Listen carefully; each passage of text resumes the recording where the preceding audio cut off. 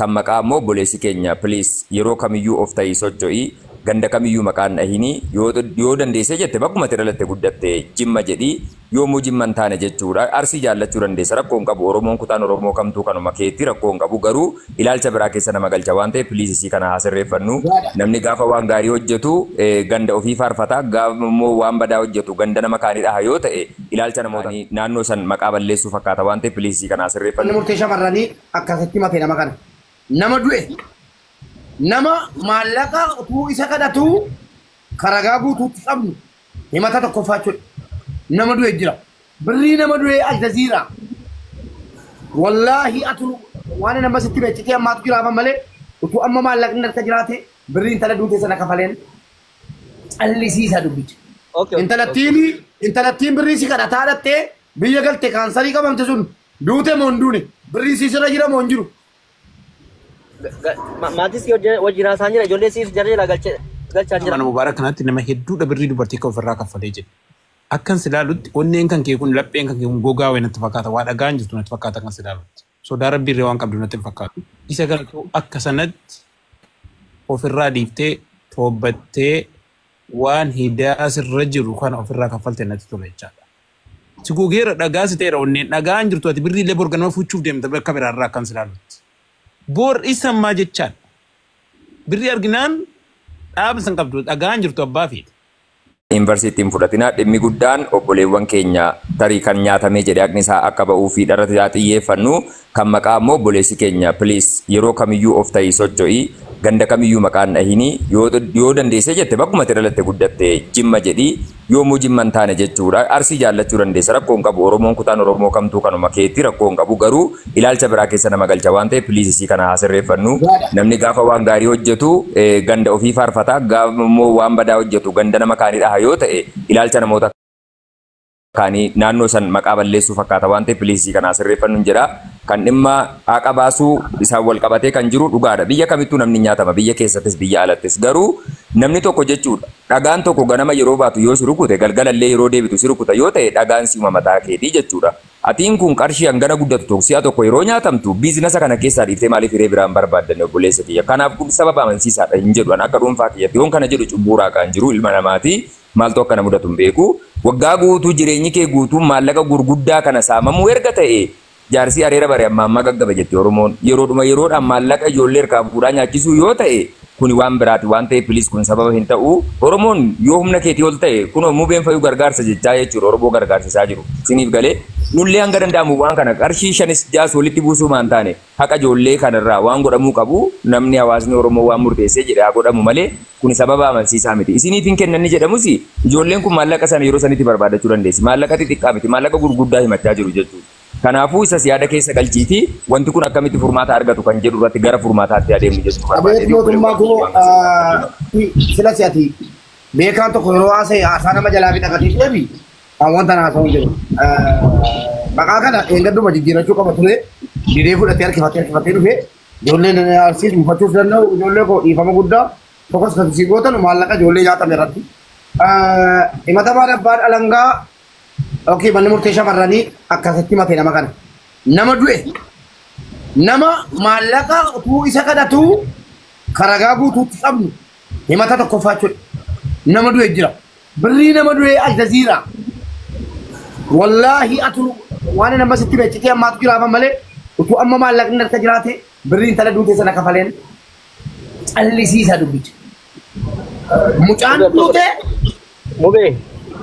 Atau kalau ada kita di Birri mucaa dhaggeeffadhu. Birri mata.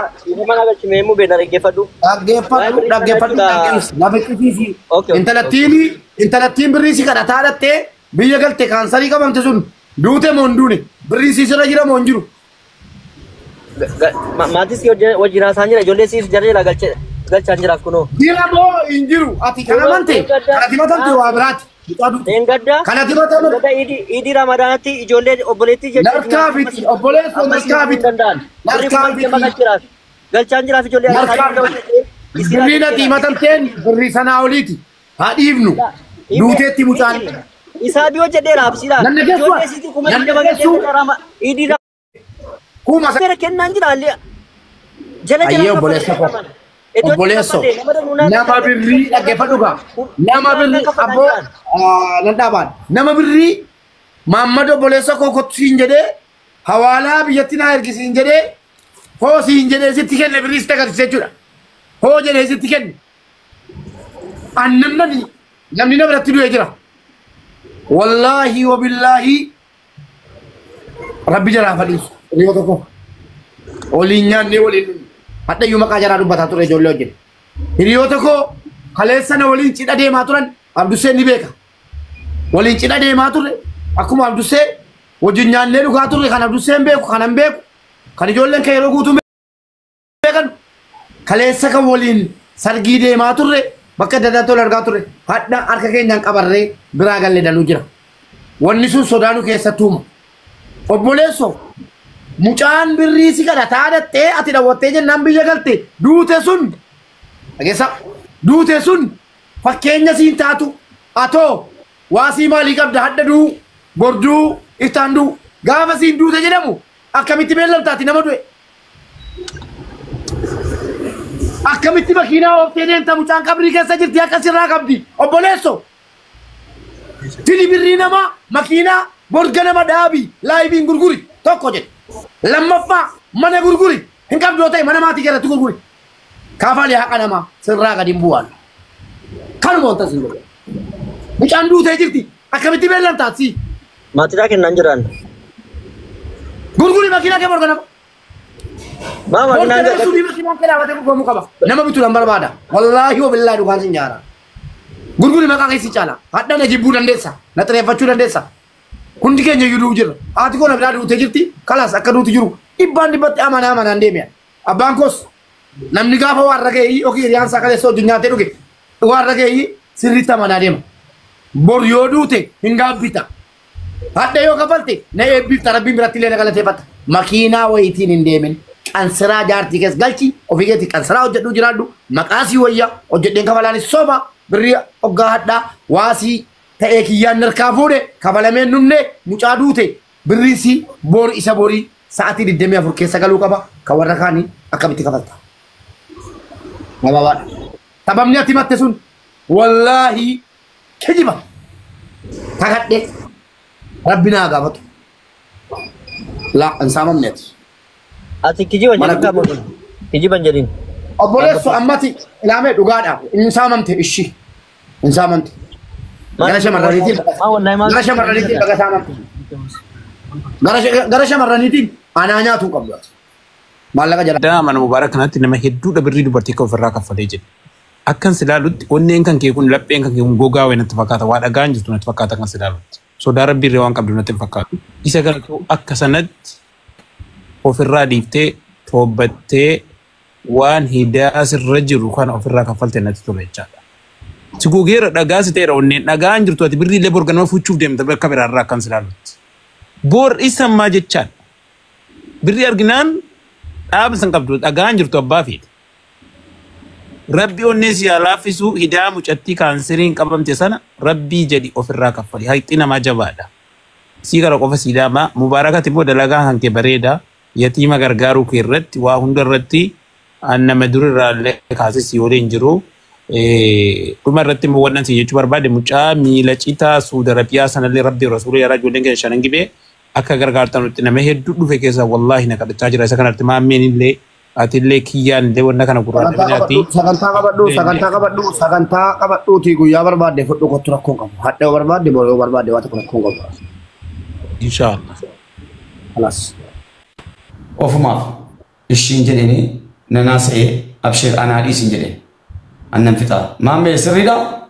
Sirriidha. Hayyee dhaqee intala mubaarakiin asee nallaki mubaarakiin badaa waan akkanaa irratti ittiin waliin jenneen beennu intala garuu amansiisuu nan danda'a biizinillaan jedheen isheedhee lakkoofsa intalaa naa kennee intala dhaqee intalli ulfaattuu kabajamtuudha rabbii siyaa ulfeessu warra koo fidee Samiraa arma Samiraa irratti rarra'ee kadhee jechuudhaan rakaa lama sagadeen kadhee intala kana wallaahi isa dhugumaan isiniin jedhe isa rabba arguugaa isinii galee Please nuti ijoollee jimmaati jimmummaan islaamummaan karaa adda addaatiin gaa jiramti hundaan amansiisee isheetteen talli fixeen bari 500 kaardii guuteen qaxxitaatti bilbila hin gammadaa. Inuman bilbila intee hayyee gasaatii ja'a inni jalqabame dhaggeeffadha. Qoyyaame sa'aatii ja'a isin jalqabe sa'aatii 10 keessa wayii dhufee jechuun sagalee yeroo namaa ergiyyuu sagalee sagandii Kaameeraa sodaadheetanii si wajjin dubbachuu hin dandeenye beektaa.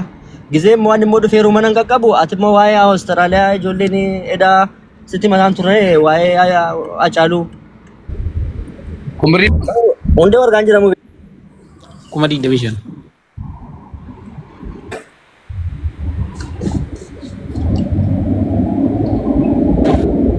Waan si gaafadha fatanaa wayii darbi taa'ama. Mee fatanaa si dabarsuu yookiin si kuffisu si fattanuu.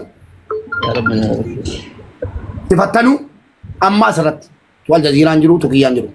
Mee fatanaa tokkitti si fattanuu fatanaa ilma namaa fatanaa rabbii dhiisi. Namni maallaqa sirraa qabu hunda jalaa yaadatta galmeessitee lafaa qabda yoo duute akka sirraa kafalu. Ena beekee.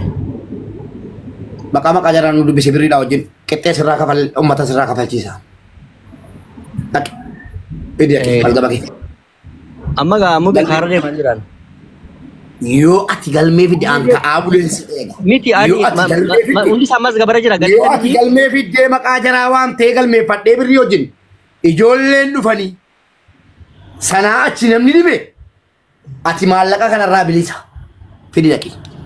Mubee amma kaara deemaa jiran malee mana mangaa qabne wallaahi karaa deemaa jiran. Wallaahi obboleesso mee kan biraatu baay'inarraa kan ka'e kan biraatu maallaqa irraa qabate kijibaan siimachuuf deemti.